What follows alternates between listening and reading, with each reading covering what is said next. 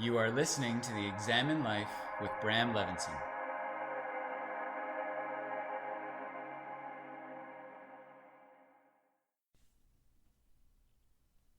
So I want to talk about something that I've noticed coming up in conversations for years and years, like 6, 7, 8 years.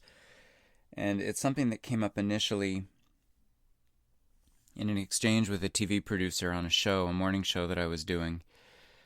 I remember coming in at about 6 a.m., might have been a little bit earlier, to the television studio. And the producer met me at the door, and she brought me into the green room, and she started to apologize. She started to say, "I'm really sorry, I've got to leave you. I've got to go back into the studio, but, someone will come get you within about like 20, 30 minutes. I'm really sorry there's no coffee this morning. And there's water here if you want it, but I'm really sorry about it." And I remember just cutting her off and saying to her, "Look, you don't have to apologize for anything. This is what's happening. This is your job. Your job is to be the producer. You came to get me. You brought me to the green room. Fantastic. The fact that there's no coffee, not a problem. I don't drink it anyway. And I know the gig. I know that I come into the green room and I wait, and, that's pretty much what it is. It's the waiting game until all of a sudden you do your spot, which is over in the blink of an eye, and then you leave. I get it. But I said to her, you don't need to apologize for anything. Anyway, I don't know if she heard me, but she went back into the TV studio, and that was that. But that moment planted a seed in my awareness. And that was a seed of being able to not only detect in other people's languaging, but in my own languaging, when we were apologizing, or when others have been apologizing, or at least using the words "I'm sorry" in situations where an apology wasn't warranted. I remember being a child and being obviously in school, and if I had something to say, if I wanted to speak in class, I would raise my hand and I would say, "Excuse me." And I think that to a certain extent, that excuse me, that way of, making myself known and showing respect to whoever was leading the class, whatever teacher or whoever was there, that was my way of, saying I'd like to be heard, I have something to say. While being in full awareness that someone else was in charge of it, and I was sort of asking their permission to have my time to speak. And I think that to a certain extent, that context of the "excuse me" has been replaced, or at least not the context, but the "excuse me," the languaging in that context has been replaced by "I'm sorry." And I have noticed it a lot, rather, in lectures that I give, in teacher trainings that I give, in workshops that I give. When someone has something to say, they usually begin their sentence by saying, "I'm sorry." They'll either raise a hand or get my attention, and they'll say, "I'm sorry," as if they're cutting me off. And I'm not sure if that's because they think that the context that we are together in is one in which I should be doing most of the talking and other people should be doing most of the listening, and they feel like they're breaking that situation, or that mindset. But I have noticed it a lot over the past year, where people have been saying "I'm sorry" in moments where they don't need to. I started off a weekend of teacher training, which took place a couple of weeks ago, by stopping someone who had begun to speak and who had begun their sentence with "I'm sorry." And I said, "Listen, let me just say something. You have nothing to be sorry about, so stop apologizing. And everybody in this room, I don't want to hear 'I'm sorry' this weekend unless you actually do something intentionally that hurts someone or that rubs someone the wrong way. Or even unintentionally. So at least you're taking ownership of the fact that maybe you slipped up and you weren't aware of it and your intention was good and whatever." Throughout that weekend, because I started that weekend by saying that, we were hyper aware. Everyone in the room was hyper aware of saying "I'm sorry," or of catching themselves as they were about to say "I'm sorry." Now, I would like to say that this is something that is relegated to an educational situation or environment, but it's not. It happens constantly. And I used to think that it was something that was coming more from my female friends than it was from my male friends, or from my female students and more from my male students. And I remember thinking at that time, maybe it had something to do with the way girls are conditioned to be in the world. I have so many of my girlfriends who have told me that they find themselves in situations often where they have to dumb themselves down or keep their mouth shut or not appear to be as intelligent or as strong as they are in environments like work environments where, primarily there are more males than females because, that fragile male ego might get bruised. And listen, we know that a strong, independent, ambitious female can be very threatening to many males. That's just what we know. We know it. We've seen it over the past God knows how long. But with that said, I have noticed that it's not just coming from women. It's coming from men as well. This need to apologize. And I think that it's not necessarily a gender thing. I think it's a human thing. I think that it's being instigated by some sort of belief that people don't have the right to either be. So they don't feel that they, on some level, on some unconscious or conscious level, they feel like they don't have the right to actually be themselves and say whatever they want to say, so they need to excuse it, to preface any comment or statement with the "I'm sorry," and then saying it. Sometimes I think that it also might be people don't feel like they have the right to speak.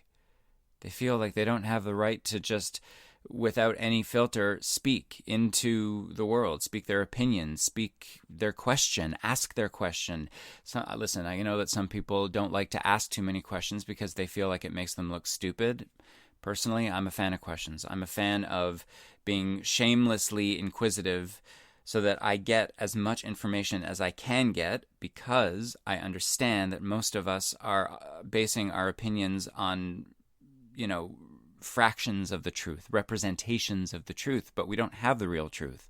So most people are walking out into the world, with opinions and doing things that are being instigated by misinformation or not enough information. Nonetheless, many people are walking around feeling like they don't have the right to physically be themselves in their own bodies in the world. They don't feel like they have the right to speak their minds, their opinions, their questions. They feel like they don't have the right to act. And in some cases, I think they feel like they don't have the right to be valid. I feel like they potentially are operating from a place where they believe that they are at a disadvantage. And so to step into the world, to step into an environment, to step into a conversation, they feel like they have to excuse the fact that they're even there and then get involved. Listen, I know what this is like. I know what it's like to be in a situation where you can feel intimidated or feel inferior or feel insecure and really want to get involved and really want to ask a question and really want to get someone's attention. And maybe the best way to do that in a humble way feels like it should begin with an apology. However,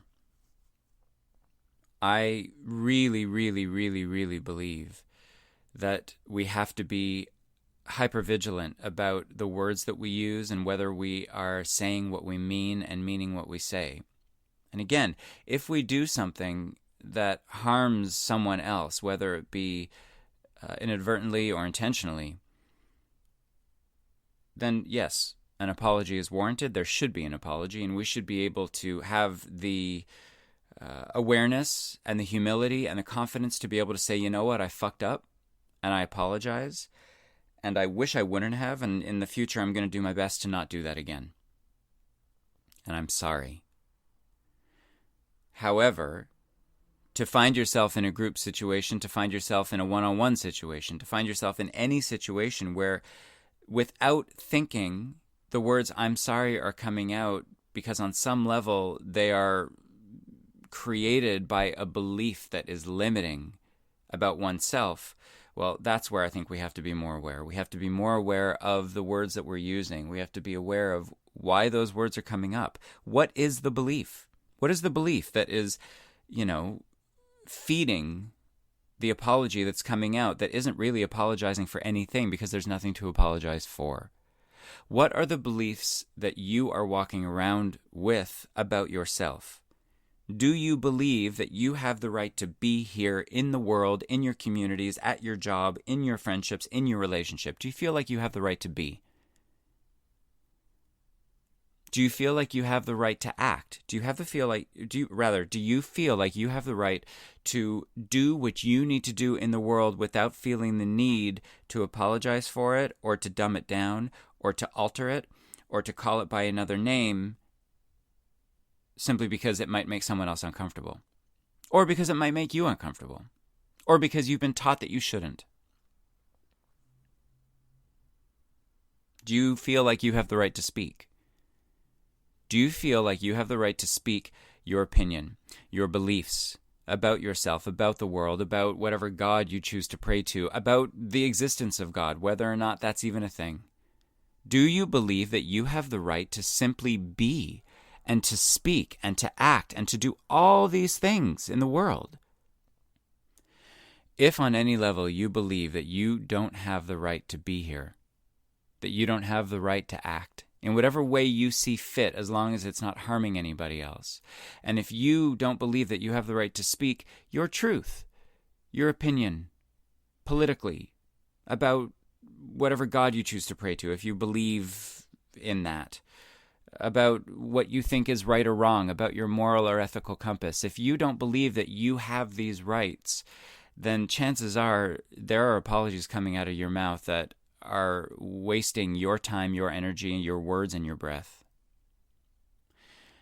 I believe that we need to start being more aware of not only the words coming out of our mouth, but what is instigating those words. What is the catalyst for those words? Typically, we are walking around with beliefs, and many of those beliefs limit us. They limit us into thinking that we should be smaller, or we should be quieter, or we should be more proper and less visible. And I don't believe that living a life, and I mean living with a capital L, involves being smaller or being quieter. I believe it means doing exactly what every single one of us needs to do in a way that is productive and that is empowering and that is inspiring for other people. So I'm going to leave you with some homework, as I like to do, and you choose what you want to do with it. But the homework I'm leaving you with is to take the next 24 hours and be the witness to the words that are coming out of your mouth. Be a little bit more aware. Set an intention to be present to any given moment in which you are speaking, and notice if apologies come out of your mouth. And just notice. And listen, it may not be happening. If it's not happening, great, move on. And if it is happening, without judgment, notice that it's happening. And ask yourself, why? Why did I feel the need to apologize here when, in truth, there was no need?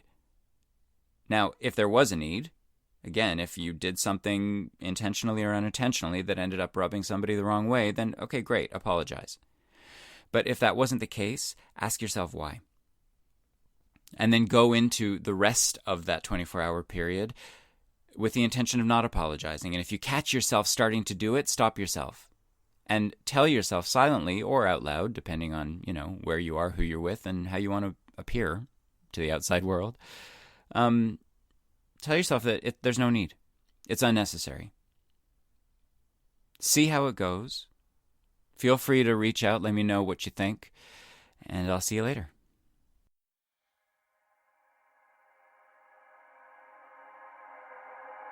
This has been the Examine Life with Bram Levinson.